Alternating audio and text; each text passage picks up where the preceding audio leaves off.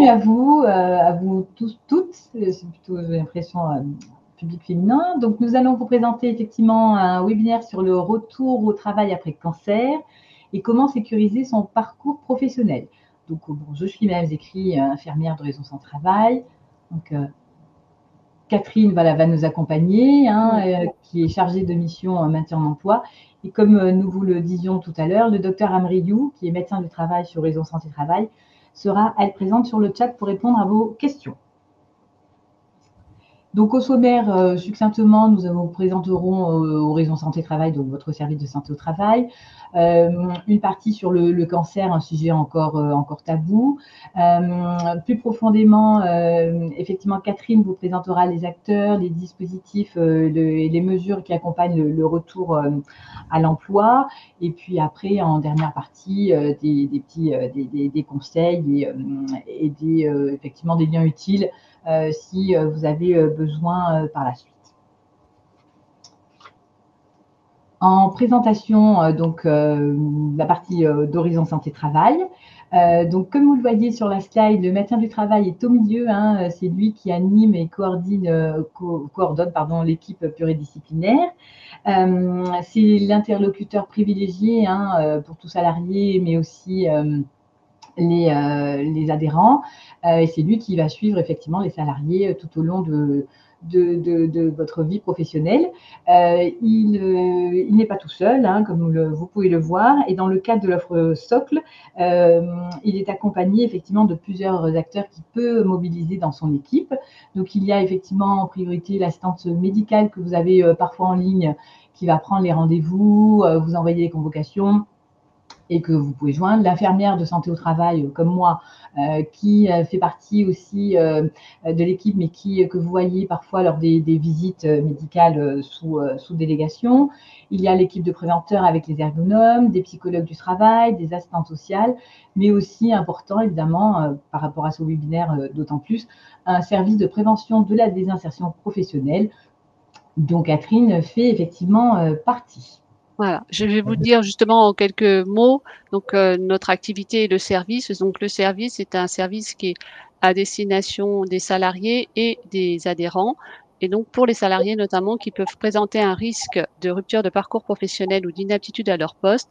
Et c'est de les aider, d'aider à la fois les salariés et à la fois les adhérents, les employeurs, à rechercher des solutions en concertation avec bien sûr le médecin du travail et tous les partenaires qu'on va pouvoir voir pour sécuriser le parcours professionnel des personnes. Donc moi, nous en tant que chargé de mission, on va pouvoir accompagner les salariés quand ils nous sont orientés par le médecin du travail.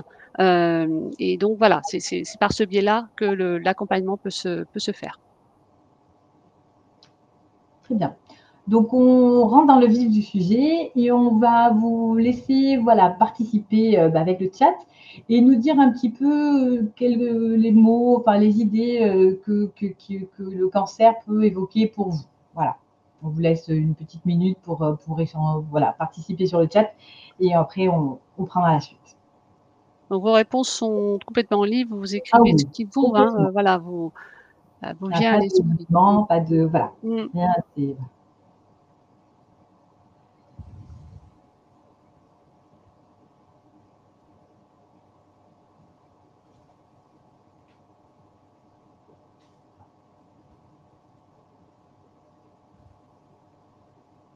Oui, peur, traitement avec impact sur le travail. Ok, merci Valérie, Ève.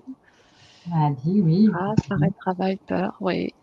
Éloignement de l'équipe, preuve, difficulté, peur, mort, la rémission, la chimio. Ok, ouais, ok. Oui, tout à fait. Donc, effectivement, alors, je laisse encore un peu. Mais effectivement, comme vous le voyez, on a mis nous aussi des mots-clés qui reprennent ceux que vous avez aussi évoqués, la peur, l'anxiété, la détresse, le mal-être. Et c'est vrai qu'à l'annonce du diagnostic d'un cancer, en fait, cela peut plonger souvent la personne dans différents états émotionnels. La peur, comme on le disait, la colère, la solitude, l'anxiété, la dépression. Ça peut aussi être parfois source d'espoir, parce que maintenant on sait que certains cancers guérissent.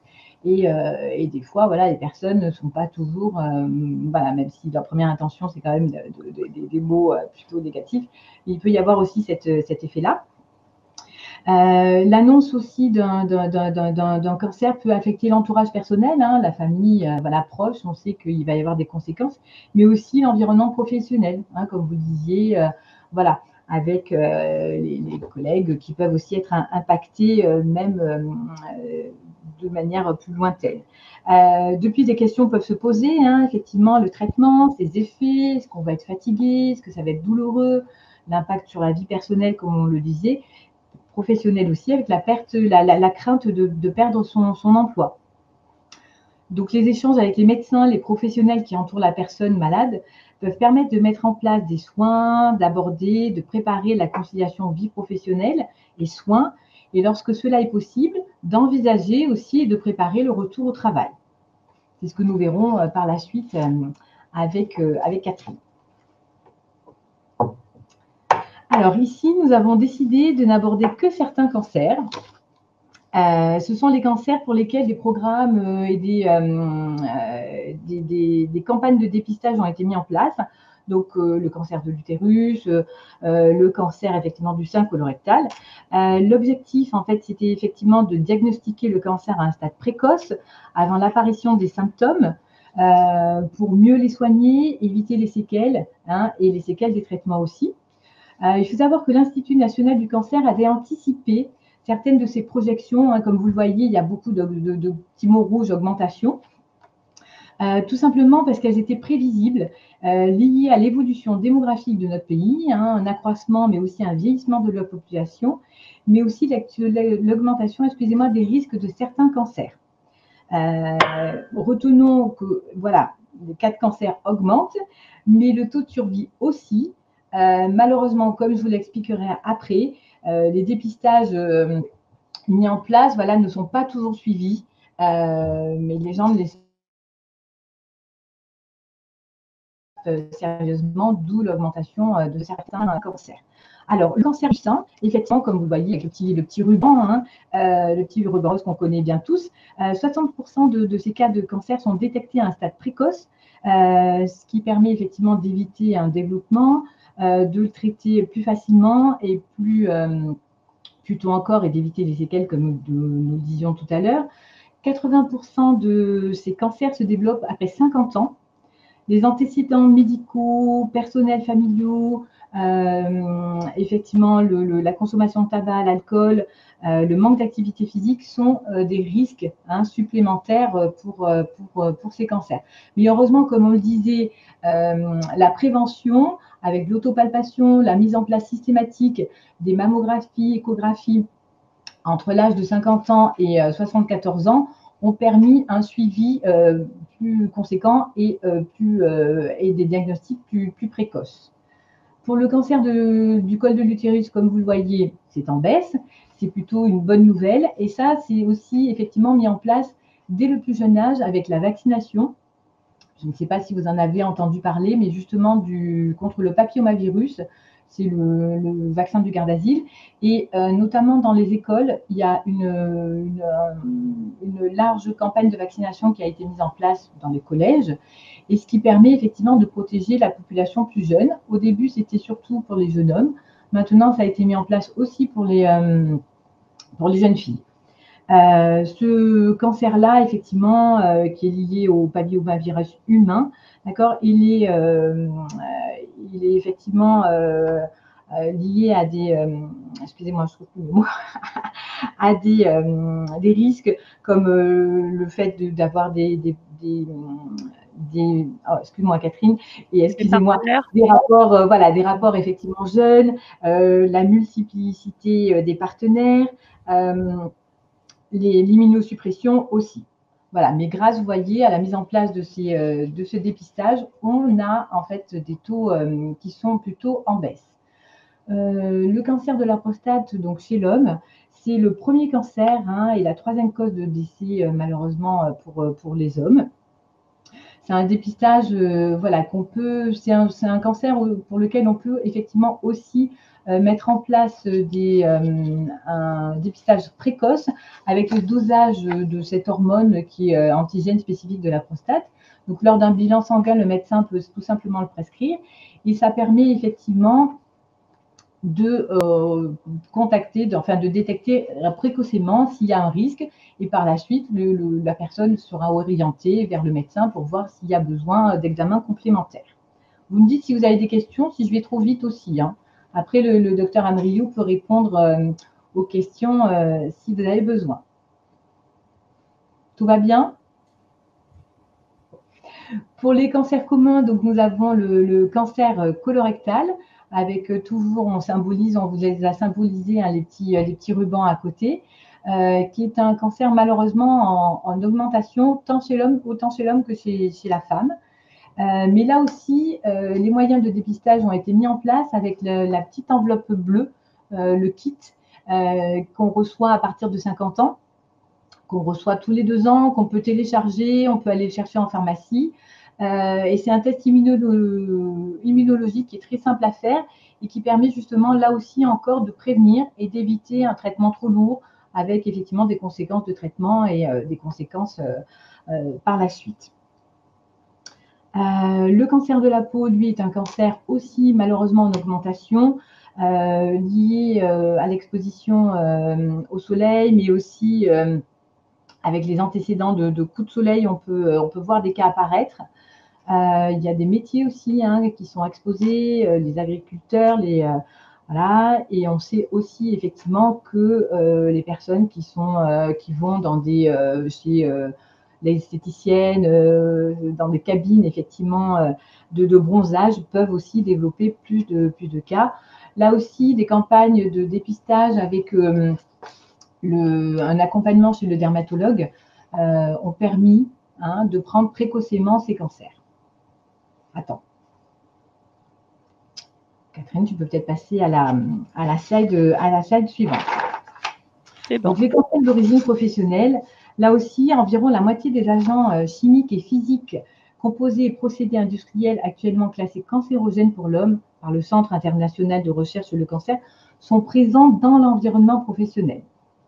Environ 10% des salariés y sont exposés. C'est écrit aussi origine professionnelle, 4 à 8% des cancers dépistés. Ces risques cancérogènes pourraient en grande partie être prévenus sur les lieux de travail par une élimination des substances les plus nocives et par une diminution des niveaux d'exposition grâce à l'amélioration des protections individuelles et collectives.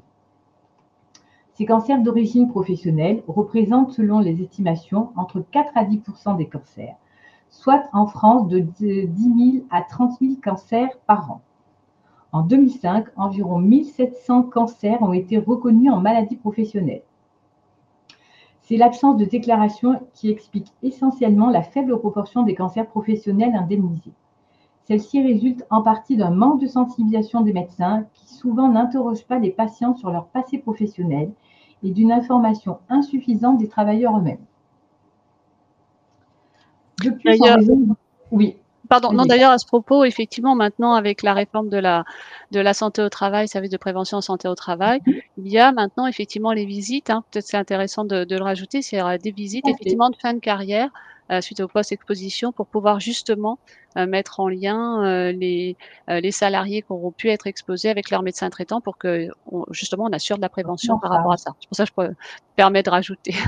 Bien sûr, mais tout à fait. La vie de mi-carrière hein, aussi, entre 43 et 45 ans, permet aussi de revenir et de poser ces questions et d'orienter, s'il y a besoin, vers le médecin du travail. Alors, de plus, en raison du long délai entre l'exposition et le diagnostic du cancer, en général au moins 10 ans et jusqu'à plus de 40 ans parfois, les cancers professionnels sont souvent diagnostiqués longtemps après la cessation de l'activité professionnelle en cause. C'est ce qu'on avait vu par rapport à l'amiante. Effectivement, les gens, malheureusement, les cas qui avaient été découverts bien après.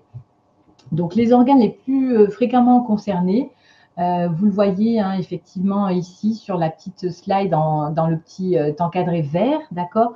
Donc, sont les voies respiratoires pour lesquelles il existe un contact direct avec la substance cancérogène. Les autres cancers fréquemment associés à des expositions professionnelles sont les leucémies, les cancers de la vessie et de la peau. Et on estime que parmi les hommes, environ 15% des cancers du poumon, 10% des cancers de la vessie, de la peau et des leucémies, et 50% des cancers du nez et des sinus de la face sont effectivement liés à une origine professionnelle. Alors, comme vous voyez aussi, hein, les cancers sont plus faibles chez les femmes. Elles sont souvent moins exposées à ces métiers, en fait, plus souvent masculins. Mais on le retrouve dans le travail de travailleurs de nuit, hein, qui, effectivement, avec un rythme parfois inversé au niveau du rythme biologique, peut entraîner malheureusement des cancers du sein chez la femme. La reconnaissance de l'origine professionnelle d'un cancer, donc ça c'est le petit bandeau effectivement bleu, hein, sur la slide. Donc la reconnaissance de l'origine professionnelle d'un cancer permet une meilleure indemnisation, des indemnités journalières supérieures à celles de l'assurance maladie en cas d'arrêt de travail, et surtout une rente pour incapacité permanente partielle. Cette reconnaissance en fait de caractère professionnel de certains cancers contribue fortement à la prise de conscience des risques en milieu de travail et stimule les efforts de prévention. Et ça, c'est effectivement, comme le disait Catherine, avec le suivi par la santé au travail, le fait d'intervenir, de faire les fiches d'entreprise, qui permet effectivement de faire des préconisations et de mettre en place des moyens de protection, même si ceux-là sont aussi mis en place par l'employeur. Est-ce que vous avez des questions par rapport à cette slide? Alors oui, il y a une question. Alors oui. Voilà, sur les RPS. Est-ce que les RPS sont considérés comme un facteur de risque, donc pouvant provoquer un cancer, j'imagine, et peuvent aboutir à une reconnaissance de maladie pro? En fait, on va voir effectivement quelle est la cause de la pathologie, et si elle est en lien direct avec l'emploi. Dans ce cas de figure-là, une demande peut être faite effectivement en reconnaissance de maladie professionnelle. Mais on est vraiment dans une pathologie cancéreuse qui serait reconnue comme, ah oui, voilà, c'est ça, comme facteur de risque de cancer.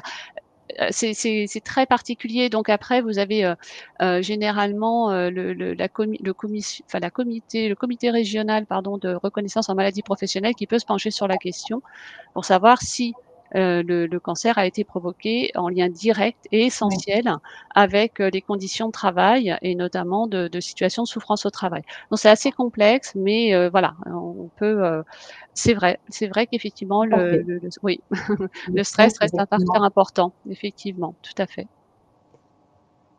J'espère qu'on a répondu à votre question. OK. On passe à la slide suivante? Oui, on peut passer à la slide suivante. Donc, les facteurs, les traitements et les effets.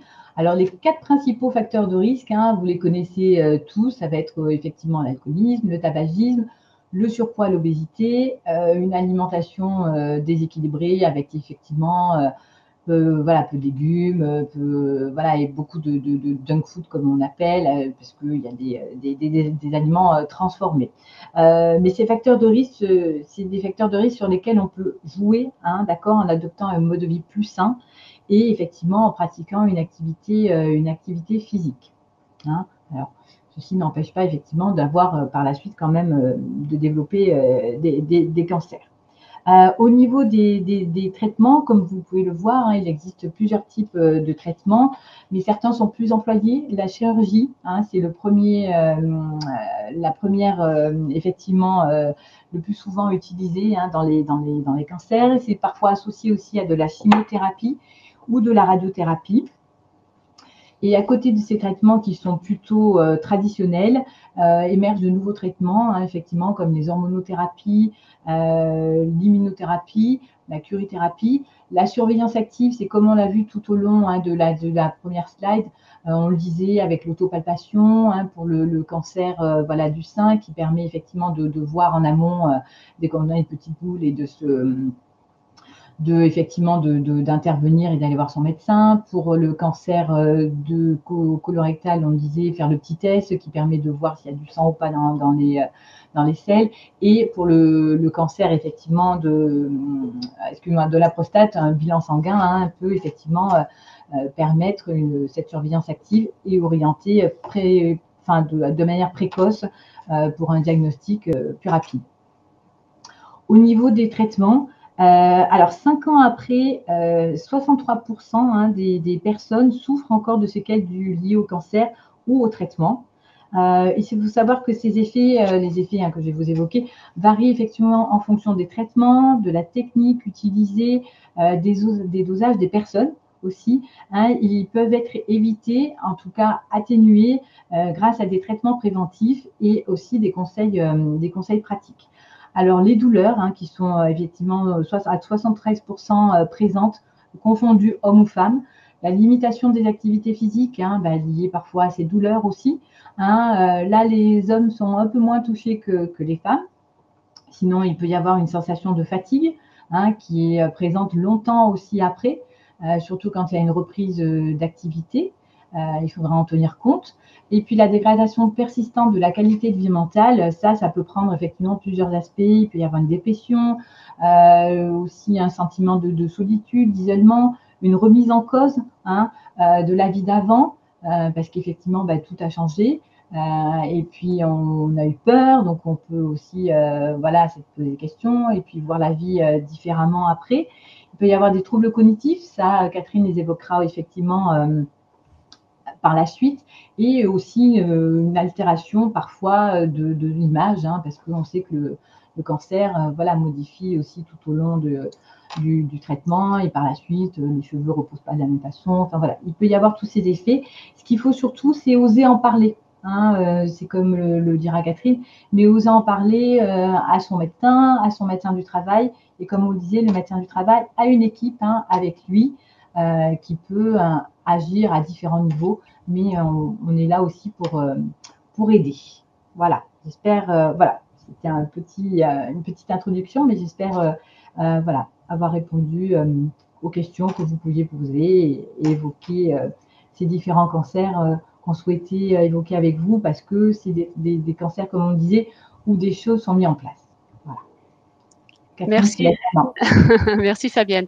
Alors on va voir comment et avec qui prévenir le risque des insertions professionnelles quand une personne a un cancer, le maintien en emploi pardon, ou le risque de retour au travail, ou le retour au travail d'un patient atteint d'un cancer va dépendre de plusieurs facteurs en fait. On sait qu'il va y avoir les caractéristiques du cancer, comme indiquait Fabienne, le pronostic du cancer, selon malheureusement au moment où il est détecté, ses traitements, et ce qu'on disait, certains sont très invasifs, et puis effectivement les conséquences, l'ampleur des séquelles, et en lien bien sûr tout ça avec l'activité professionnelle qu'exerce la personne. Donc selon l'Institut national du cancer, et sur le nombre de personnes, de nouveaux cas de cancer par an, sont à peu près 433 000, il y a environ 35 des personnes qui sont en âge de travailler, donc les 20-65 ans. Et une bonne partie donc effectivement de ces patients craignent de perdre leur emploi, d'avoir une baisse de leurs revenus. C'est pourquoi il va être important d'évoquer les conséquences en fait éventuelles de la maladie et des traitements par rapport à l'activité professionnelle dès que c'est possible, afin d'anticiper et de permettre la mise en œuvre des dispositifs utiles à la sécurisation des parcours professionnels de la personne. En effet, quand c'est possible, la reprise d'activité adaptée peut permettre de réduire l'impact de la maladie sur le parcours professionnel de la personne, mais voire aussi de participer au rétablissement de la personne et de préserver sa qualité de vie pendant et après le cancer. Alors, comment un problème de santé peut impacter le travail? Quand on a un problème de santé, dans notre propos, c'est le cancer, il y a souvent des arrêts de longue durée, ce qu'expliquait Fabienne, et du coup, la perspective de reprise peut être difficile pour la personne. Elle peut perdre confiance en elle, comme on le disait, remettre en question ses compétences, se sentir incomprise, isolée, anxieuse et craindre de perdre son statut social en s'éloignant de son milieu professionnel. Et par ailleurs, comme on le disait aussi, les traitements et le cancer peuvent modifier les aptitudes physiques et cognitives de la personne.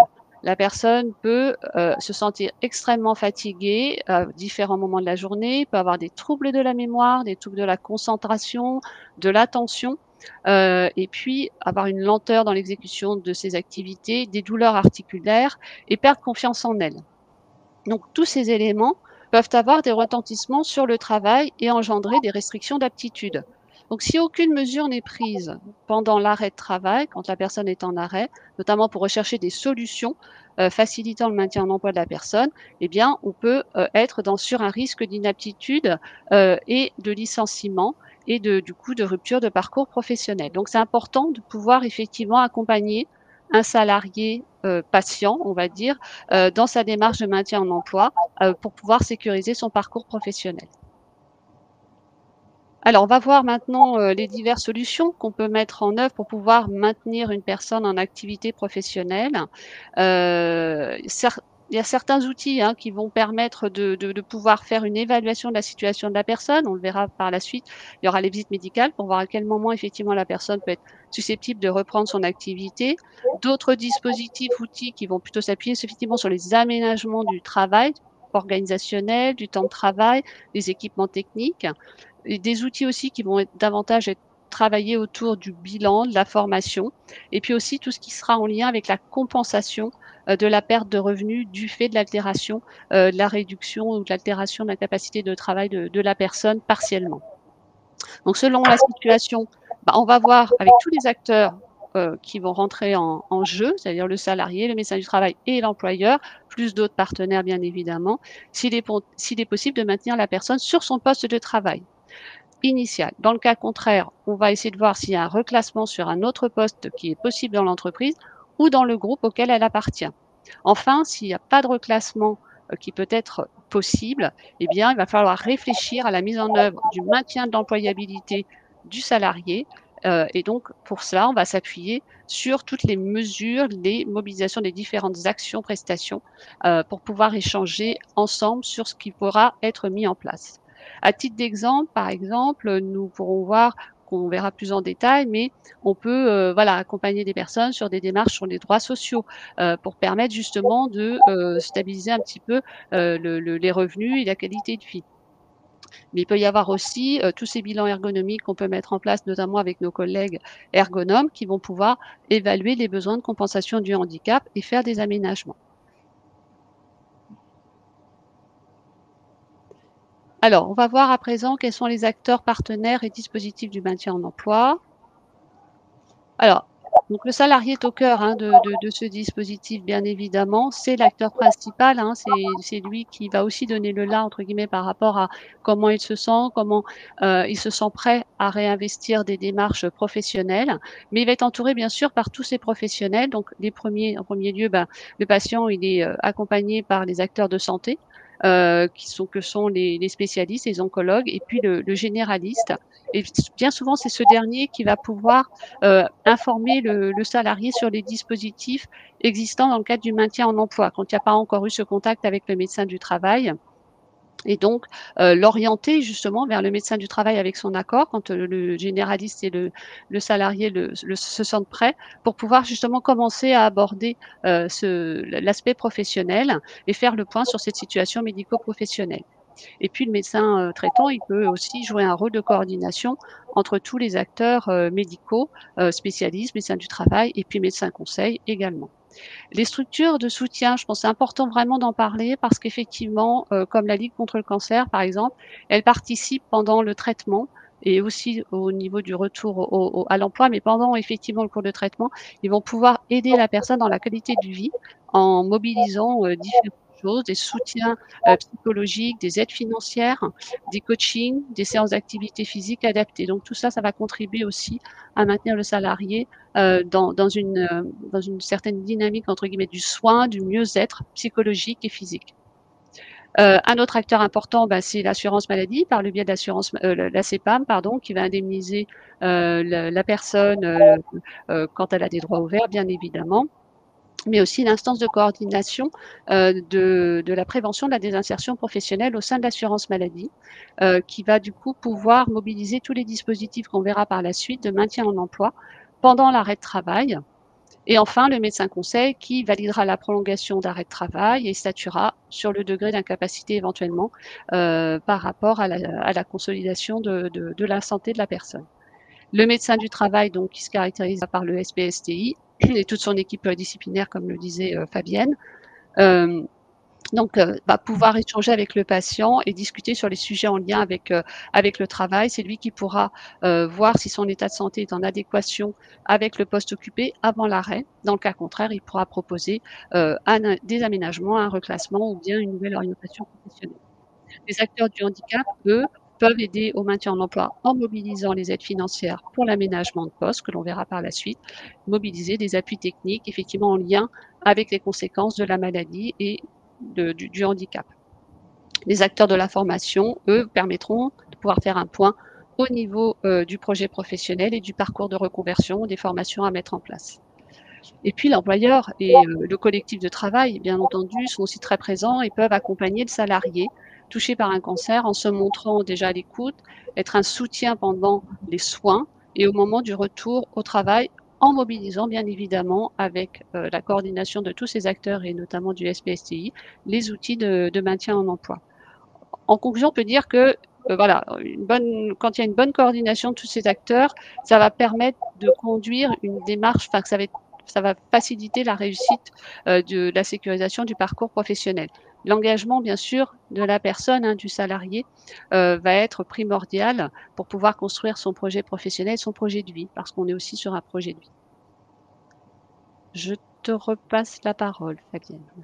Merci. Alors, comme vous pouvez le voir, hein, il existe plusieurs types de visites en santé au travail, d'accord? Les plus classiques que vous connaissez certainement, c'est la visite initiale et la visite périodique. Mais il existe effectivement d'autres visites moins connues ou en tout cas, voilà, peut-être que vous y avez déjà eu recours. Donc, la visite de reprise, qui se fait effectivement, excusez-moi, à l'initiative de l'employeur dans les 8 jours de la reprise, hein, pour les salariés lors d'un congé, d'un retour congé maternité, une absence effectivement pour maladie professionnelle. Alors là, c'est quelle que soit la durée, une absence d'au moins 30 jours quand il y a un accident du travail, ou une absence supérieure à 60 jours, excusez-moi, pour cause d'accident ou maladie non professionnelle. Cette visite, effectivement, va permettre au médecin, puisque c'est souvent lui qui va la faire, de vérifier la compatibilité du poste de travail avec l'état de santé du salarié et préparer des aménagements ou reclassements si vraiment il y a besoin et cas un peu plus compliqué. Ensuite, il y a la visite occasionnelle à la demande. Alors, elle se fait soit à l'initiative de l'employeur, soit à l'initiative du salarié. L'employeur, ça va être tout simplement s'il s'interroge sur l'aptitude au poste de travail d'un salarié en raison de son état de santé. Et pour le salarié, ça peut être lorsqu'il ressent des difficultés sur son poste de travail, pareil, en raison de son état de santé, mais s'il souhaite aussi anticiper un risque d'inaptitude. Cette visite peut se faire sur le temps de travail, à ce moment-là, l'employeur est au courant, ou hors temps de travail, et à ce moment-là, effectivement, l'employeur n'est pas au courant. La visite, elle, de pré-reprise, c'est une visite qui est encore peu connue, elle ne porte pas très bien son nom, parce qu'on peut penser que c'est une visite de reprise, mais cette visite va s'effectuer pendant l'arrêt maladie. Elle va effectivement, le but, hein, ça va être de préparer le retour au travail avec des adaptations, aménagements de poste, et elle se fait en fait de manière plus posée que la visite de reprise, puisque là, elle est anticipée et donc le médecin va pouvoir effectivement recommander des préconisations. Il va effectivement adresser à l'employeur des informations, alors pas évidemment médicales s'il y a besoin, et elle se fait effectivement dès le 30e jour d'arrêt. Est-ce qu'il y a d'autres, voilà, vous connaissiez cette visite de pré-reprise? Ça va être un outil, hein, qui va effectivement être pour le maintien en emploi, hein, qui est Elle est incontournable. bon, voilà. Bon. Alors, on va justement. Je pensais. Ah, On va. je ne connaissais pas la visite de pré-reprise. Bon, j'ai au moins été utile. Ah Merci. bah, très bien. Bah, bon, Voilà. j'espère qu'on va vous apporter, plein de nouveaux éléments en tout cas et dont vous pourrez vous saisir parce qu'effectivement ils sont importants dans l'accompagnement des personnes, qui ont une problématique de santé importante, pour pouvoir justement sécuriser leur parcours et notamment, il y a ce rendez-vous de liaison qui est aussi effectivement un nouvel outil, qui émane de la réforme de la loi santé de 2021 et donc ce rendez-vous de liaison, son objectif, c'est de maintenir un lien, en fait, entre le salarié et l'employeur pendant l'arrêt de travail. Avant, on se disait: «Ah bah, je peux pas prendre contact avec mon salarié parce qu'il est en arrêt, je ne sais pas comment il va le prendre» et cetera. Aujourd'hui, la loi permet ça. La loi permet de proposer cet échange dans l'objectif, en fait, hein, de d'informer le salarié qu'il peut bénéficier de cette fameuse visite de pré-reprise, puisque l'employeur ne peut pas en être à l'initiative, mais en tout cas, il peut l'évoquer, lui dire: «Bah, sachez que ça existe, vous pouvez voir le médecin du travail pendant votre arrêt de travail» et puis aussi d'échanger sur tous les outils, d'action, enfin tous les dispositifs qui peuvent être mis en place dans le cadre du maintien en emploi et des mesures, d'aménagement du temps de travail et du poste de travail. Donc vous pouvez le proposer, l'employeur peut le proposer, le salarié n'est pas obligé d'y donner suite s'il ne se sent pas prêt. Donc voilà. Mais par contre, si le salarié demande ce rendez-vous de liaison, enfin l'employeur doit pouvoir effectivement y répondre favorablement. C'est aussi une possibilité, ça peut être intéressant, d'être accompagné par un professionnel du service de prévention en santé au travail. Alors nous, chargés de mission, PDP, prévention de la désinsertion professionnelle, on peut être un acteur possible, de participer à ce rendez-vous quand tout le monde est d'accord, pour aussi être force de proposition sur les outils qu'on pourrait mettre en place pour sécuriser le parcours professionnel des personnes. Les services de maintien, chez Horizon Santé Travail, ce sont des dispositifs aussi, dont voilà, hein, l'accompagnement professionnel, dans le cadre du service, PDP, donc maintien dans l'emploi. Donc encore une fois, hein, sur prescription sur orientation du médecin du travail pour l'accompagnement des salariés, et l'accompagnement, dans l'accès aux droits sociaux en lien avec la santé et le travail. Donc c'est un autre service social et là, les salariés peuvent appeler sans précisément qu'il y ait une orientation du médecin du travail, peuvent appeler directement le service de santé au travail à partir du moment, le service social pardon, à partir du moment où ils ont une difficulté d'ordre social qui impacte le travail. Donc ça, il y a aucun souci par rapport à ça. Alors, il y a aussi les outils, on va voir les outils là de l'assurance maladie. L'assurance maladie propose des outils qui sont très précieux, notamment l'essai encadré. Je ne sais pas si vous connaissez, mais c'est un outil extrêmement précieux. Il va permettre de tester, en fait, la capacité de la personne à reprendre son activité pendant son arrêt de travail. Donc la personne, soit dans son entreprise d'origine, elle souhaite tenter de reprendre le travail. Le médecin ne s'y oppose pas, mais peut émettre des réserves. Le médecin traitant et le médecin du travail, sont quand même plutôt d'accord pour tester cette possibilité, bien sûr, avec l'accord de l'employeur et de l'assurance maladie. Et ça peut permettre de voir si la personne peut reprendre son activité, si oui, dans quelles conditions, est-ce qu'il y aura des aménagements à mettre en place. Donc c'est vraiment une phase de «testing» entre guillemets et la personne ne retourne pas à l'emploi en tant que salariée. Elle est encore assurée sociale, elle est indemnisée par l'assurance maladie. Il n'y a pas de coût pour l'employeur puisque, la personne est indemnisée, par l'assurance maladie et surtout il y a une couverture, hein. C'est-à-dire que s'il arrive quoi que ce soit, l'employeur est couvert au niveau de l'accident du travail ou autre. Donc il n'y avait pas de souci par rapport à ça. Ça peut se dérouler sur 14 jours de manière fractionnable ou en journée complète. Ça peut évoluer, ça peut être au départ, sur une semaine, demi-journée, sur la deuxième semaine, journée complète. L'idée, c'est vraiment de tester et ça permet aussi, parce que c'est sur le poste, si je veux retourner sur mon poste de travail, si ça n'est pas possible et qu'il y a des échanges bien sûr avec l'employeur et de voir si éventuellement il y a un autre poste possible, hem qu'on peut envisager dans le cas d'un reclassement, ça peut être aussi de tester sur un autre poste, aller découvrir un autre poste, dans son entreprise. Et puis si, la personne sait que dans son entreprise, elle ne pourra pas reprendre son poste et qu'il y a pas d'autre poste compatible avec ses limitations de santé, on peut nous-mêmes aussi accompagner, c'est ce que je suis en train de faire avec une jeune femme, d'accompagner sur la découverte d'un nouveau métier. Donc une entreprise qui est accueillante, qui est en dehors du contexte professionnel de la personne, mais qui va pouvoir accueillir la personne pour pouvoir qu'elle puisse découvrir ce métier avant de s'engager vers une formation. Donc c'est un outil très précieux. Les aides aussi, de l'assurance maladie quand on a une problématique de cancer et qu'on va avoir, des difficultés pour reprendre une activité à temps complet, par exemple, eh bien, c'est une reprise sur du temps partiel thérapeutique.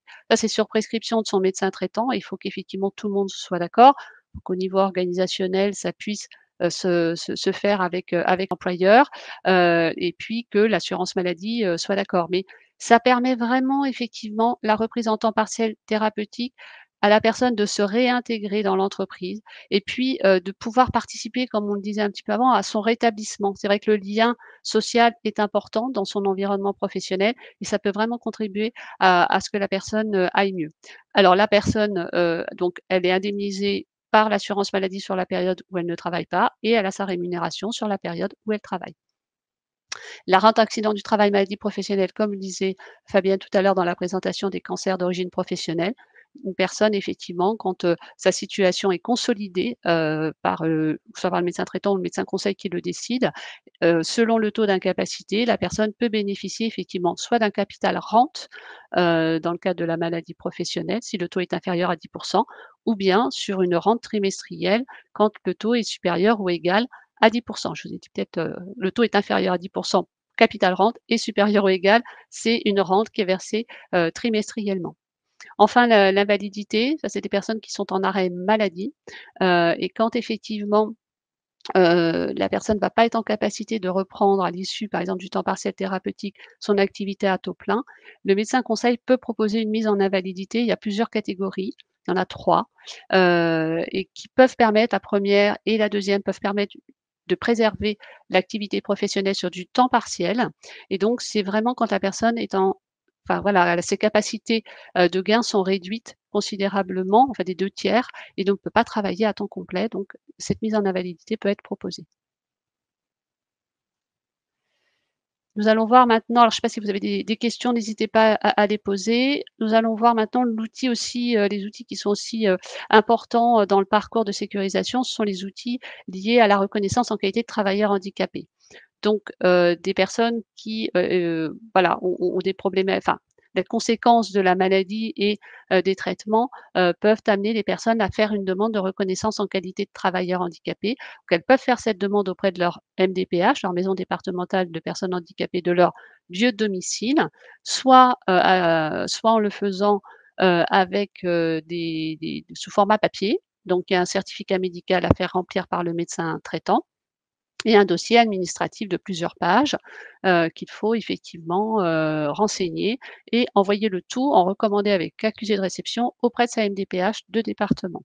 Mais il y a aussi une possibilité de renseigner, enfin de faire sa demande via, le site en ligne mdphenligne.cnasea.fr, et ensuite en mettant le numéro de département, et là on peut faire son dossier en ligne. Bien sûr, le certificat médical de toute façon sera à faire remplir par le médecin et à joindre, par voie de numérisation au dossier administratif qui sera fait en ligne.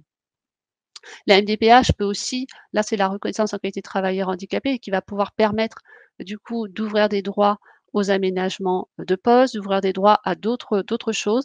La MDPH peut aussi, proposer d'autres aides, hein, pour les personnes, dont l'état de santé effectivement, est fragilisé et qui ne permettra peut-être pas de reprendre une activité, ou qui ont besoin de compenser le handicap consécutif, à la maladie et au traitement. Donc, il y a plusieurs demandes qui peuvent être faites auprès de la MDPH. Heu, les différents types d'aides que l'on peut mobiliser quand on est reconnu en situation, de handicap, ou qu'en tout cas on a fait la démarche, eh bien, c'est pouvoir bénéficier des aménagements de poste, de s des collègues ergonomes par exemple qui font, des études de poste et qui, alors je prends un exemple, pour une femme qui a eu un cancer du sein, très invasif, et qui a vraiment des problématiques au niveau d'un bras. Si elle travaille sur un poste administratif, eh bien, il peut y avoir des outils pour pouvoir compenser justement la difficulté qu'elles peuvent, avoir de se servir d'un bras, par exemple. Donc il y a des claviers qui sont un peu plus adaptés et qui permettent, du coup, de soulager la personne. Donc tout ce matériel est très spécifique, et donc il peut être effectivement, du fait qu'on est travailleur handicapé, être en cofinancé, généralement par la l'AGEFIP, le petit logo que vous voyez sur sur la slide en bas à droite. On peut aussi, avoir recours à des dispositifs d'appui spécifiques adaptés aux séquelles des difficultés de la personne. On parlait tout à l'heure, des séquelles cognitives, des troubles de la concentration, des troubles, de la mémorisation. Eh bien, il y a des acteurs qui sont spécialisés sur l'évaluation de ces troubles, et de mettre en place, avec donc l'ensemble des acteurs du maintien en emploi, des démarches pour pouvoir justement, sécuriser, et trouver des outils de compensation, sur le poste de travail pour la personne qui rencontre ces difficultés. Donc une difficulté de mémorisation ou d'organisation, eh bien, en observant l'activité et en questionnant la personne, ces professionnels peuvent proposer justement des techniques pour aider la personne à se réapproprier, les activités, l'organisation de son travail et cetera. Donc c'est vraiment intéressant par rapport à ça. Il peut y avoir aussi des aides au déplacement, domicile, travail, aménagement de véhicules qui sont prises en charge par la GFIP quand la personne est dans l'impossibilité, de se déplacer en transport en commun. Et puis donc ces fameuses interventions en entreprise, hein, qui de toute façon visent toujours à prévenir les situations de rupture et faciliter le maintien en emploi.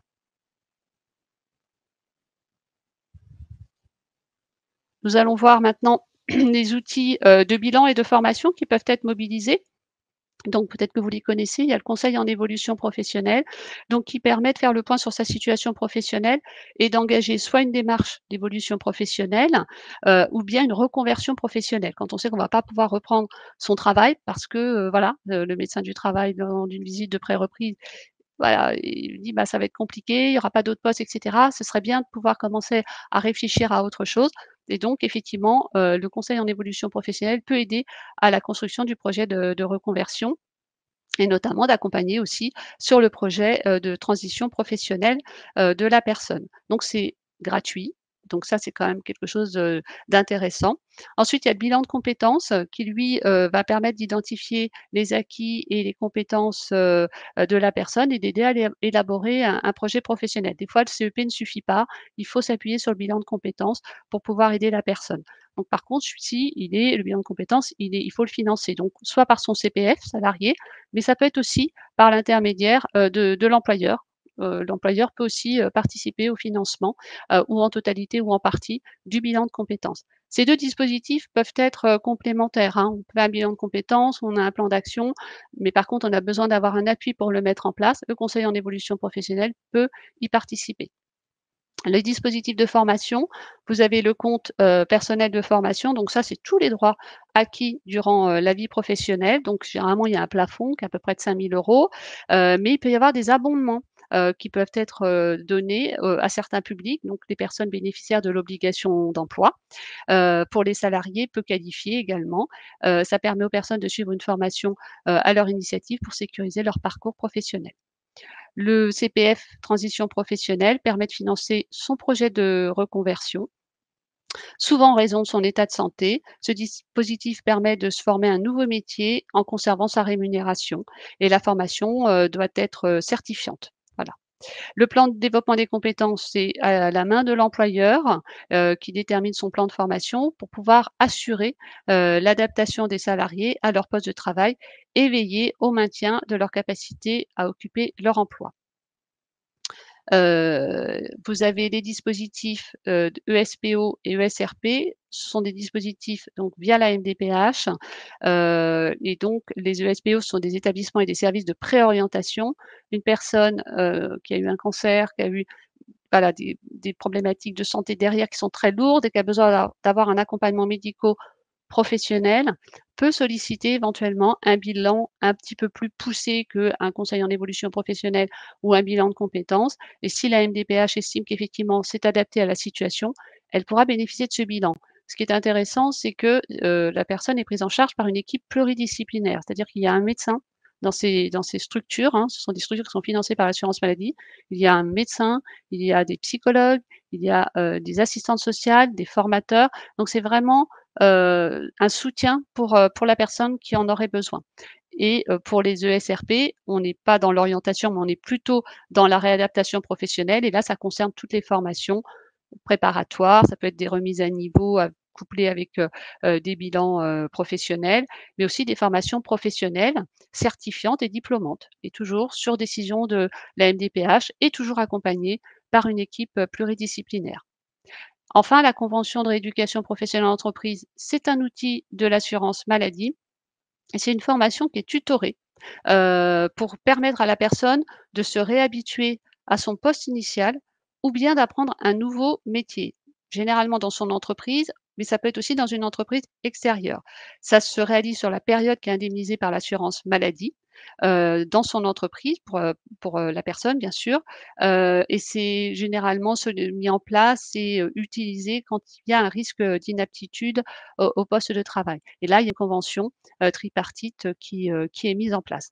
Vous voyez, la plupart de ces dispositifs peut être mis en place, enfin peut être, utilisé et réalisé soit sur le temps de travail, soit en dehors du temps de travail. Alors, on souhaitait, vous présenter, le parcours d'accompagnement retour à l'emploi qu'il y a eu au sein de, alors pas au sein du service, prévention de la désinsertion professionnelle. Je suis en cours d'accompagnement d'une personne, donc mais c'est un petit peu trop tôt. Par contre, effectivement, un médecin, voilà, m'a proposé, un parcours, de maintien en emploi qu'on voulait vous présenter. Heu je crois, excusez-moi, je crois que j'ai oublié une diapositive. Désolée, excusez-moi, je reviens en arrière. J'ai j'ai sauté une diapositive. Comment est-ce qu'on peut accompagner, durant, l'arrêt, et au retour au travail, dans l'entreprise? Parce qu'effectivement, on a un collègue qui a un cancer, qui a été absent, qui va revenir. Est-ce qu'on garde le lien avec lui pendant l'arrêt? Qu'est-ce qu'on peut dire et cetera? Bon, c'est vrai que l'entreprise, c'est un lieu de travail, mais c'est aussi un lieu social, bien sûr, où les gens, ont des relations, des fois qui sont un peu plus professionnelles, hein. Ils deviennent un petit peu, des fois il y a des relations un petit peu amicales. C'est pour ça quand un salarié est atteint d'un cancer et qu'il souhaite l'annoncer à son manager ou à ses collègues, bien souvent on se questionne, sur l'attitude à avoir vis-à-vis de la personne. Est-ce qu'on doit maintenir un lien avec elle? Est-ce que, le salarié va être en arrêt ou si oui, combien de temps? Comment est-ce qu'on peut l'aider par rapport à son retour au travail? Donc tout au long du parcours de soins, ce qui va être important, c'est de faire preuve d'écoute et de respect de la confidentialité, se montrer présent tout en étant discret, rester professionnel et questionner sur ce que la personne attend, de ce qu'elle confie à comme pardon, ce qu'elle confie, comme information, pouvoir établir un relais interne quand il existe et souhaité par la personne. Durant l'arrêt, bah, si possible, garder ce lien par le biais de SMS ou de mails tout en étant, voilà, hein, pas sans arrêt en train d'envoyer des SMS. Mais en tout cas, c'est important de maintenir un lien. Ça va permettre à la personne aussi de sentir que, bah, elle est encore rattachée à son environnement de travail. Ce qui va être aussi important pour le manager, ça va être aussi, de pouvoir, proposer et définir ensemble le maintien d'un lien professionnel et les conditions de retour au travail, hein. Pas le faire trop prématuré, mais ça va être important à un moment donné d'en parler et donc savoir avec qui, quand, comment, et donc voilà, ça va permettre justement de clarifier les choses et de sécuriser le parcours, que ce soit pour le manager, mais que ce soit aussi et le collectif de travail, mais aussi pour le salarié et donc ça va permettre d'informer justement sur tous les dispositifs, existants de maintien en emploi. Au moment du retour, au travail, bah, il sera nécessaire de préparer la reprise, bien sûr, du salarié à son poste de travail, en lien avec les recommandations du médecin du travail et puis, tous les acteurs internes à l'entreprise. Ça va être de redonner une place, hein, au sein de la personne au sein de son service, être à l'écoute, accueillir la personne et la parole que la personne souhaitera, communiquer. Mais c'est aussi de l'accompagner, dans le retour, dans la durée. Des fois, on se dit: «Ah super, il est revenu», au bout d'une semaine, 15 jours, hop, on fait comme si tout était revenu à la normale et c'est pas le cas. On l'a vu tout à l'heure, souvent les personnes peuvent être fatiguées, très fatiguées, avoir des difficultés, de mémorisation, donc il faut être vraiment vigilant, et être en alerte par rapport à ces signaux faibles, cette fatigue, ces troubles de l'attention, de la concentration. Qu'un collègue qui a eu un cancer et dont la capacité de reprise sont réduites, même si c'est temporaire, ça peut impacter aussi le collectif de travail.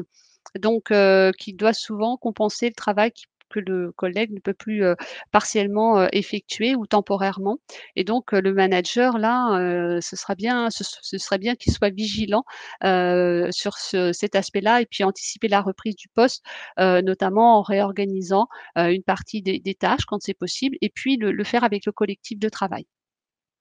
Et puis, pour le salarié, qui est atteint d'un cancer, bah, maintenir ce lien avec son employeur pendant son traitement, pendant ses soins, ça peut faciliter et favoriser le dialogue et la recherche de solutions et de sécuriser aussi ses revenus, hein. Parce que des fois, on n'a plus de contact, on s'aperçoit que les indemnités journalières sont pas bien versées et cetera et tout ça, ça peut aussi, conditionner à ce que la personne ne vive pas bien et que ça n'améliore pas son état de santé. Donc ça, c'est important effectivement de pouvoir, tenir compte de ça. Voilà, donc puis c'est pour la personne, c'est aussi, souvent source d'inquiétude que de revenir, dans son entreprise. Est-ce que je vais pouvoir, reprendre mon travail? Est-ce que je vais souvent me sentir fatiguée et cetera. Donc ça va être important de pouvoir échanger et puis de pouvoir justement, assurer dans les meilleures conditions cette reprise de travail. Donc il y a tous ces acteurs que vous voyez, hein, les acteurs qui accompagnent, dans l'entreprise, le service des ressources humaines, le manager, le référent handicap dans les entreprises de plus de 250 salariés, quelqu'un qui souhaite faire une démarche de reconnaissance en qualité de travailleur handicapé, qui a besoin d'aménagement. Le référent handicap est là pour accompagner. Et puis bien évidemment, le service de prévention en santé au travail, le médecin du travail et toute son équipe pluridisciplinaire qui peuvent accompagner bien sûr, les personnes dans ces démarches-là. Je viens du coup à ma situation de parcours. Désolée, hein, je vais sauter une petite, slide. Il s'agit donc, d'une dame qu'on appellera madame G. Elle a 35 ans, elle est célibataire sans enfant et elle est en charge de parents âgés, et en difficulté. Ce qui fait qu'elle doit gérer sa situation médicale et celle également de ses parents. Et donc le médecin du travail rencontre la salariée dans le cadre d'une visite de pré-reprise et c'est suite, à un arrêt maladie de 2 ans, avec, chirurgie et traitement lourd qu'elle reçoit cette salariée. Cette dernière souhaite reprendre son travail quand même le plus rapidement possible. Elle occupe un poste, administratif et logistique, dans une entreprise. L'employeur est tout à fait, à l'écoute, hein, de ce qui peut être mis en place pour pouvoir, pour faciliter la reprise. Ça va être important de pouvoir, qu'il y ait des échanges entre le médecin, et l'employeur pour aussi expliquer les conséquences de la pathologie, et l'organisation du travail qu'il faudra mettre en place. Donc, il est convenu de mettre en place avec le médecin traitant pardon, un temps partiel thérapeutique sur la base de 50 et puis le médecin du travail va aussi faire des recommandations, en aménagement supplémentaire d'un rythme de travail, sur, la base de 4 heures par jour, des petites journées. Et puis quelque temps, après, le sa manager, avec qui elle travaille, avec qui elle s'entend très bien, s'aperçoit que la salariée a des troubles, cognitifs. Elle a des troubles de l'attention, de la mémorisation. Elle n'arrive pas à se souvenir, des procédures d'assimiler les nouvelles technologies, qui lui sont proposées après 2 ans d'arrêt. Et donc du coup, elle alerte, hein, la manager après en avoir discuté bien sûr avec la salariée, elle alerte le médecin du travail qui va revoir bien entendu, la salariée, échanger avec elle, qui reconnaît effectivement, hein, qu'elle a des difficultés et lui proposer, de faire une, reconnaissance en qualité de travailleur handicapé en procédure accélérée. Ce que je n'ai pas évoqué tout à l'heure, le salarié peut faire une demande classique et quand effectivement il y a un risque d'inaptitude à un poste, le médecin du travail peut accompagner cette démarche en procédure accélérée, ce qui signifie qu'au niveau de la MDPH, le dossier va être traité beaucoup plus rapidement.